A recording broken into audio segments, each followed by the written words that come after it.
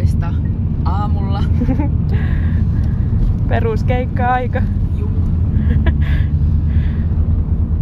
Siellä on auto täynnä tavaraa. Suvi on meidän kuski niinku aina. Nyt ruvetaan lähestymään kohti vankilaa. Ja tosiaan kameraa ei vankilan porttien toiselle puolelle saa viedä, niin me kuvataan vähän tällä etukäteen tunnelmia. Vähän jännittää.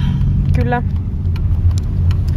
Kyllä meitä molempia jännittää, mutta mielenkiinnolla mennään katsomaan mitä siellä tapahtuu. Siellä näkyy myös Oulun tietomaa. Mutta nyt oikealla siellä se meidän keikkapaikka nyt sitten on. Tuonne nyt mennään. Tsemppiä!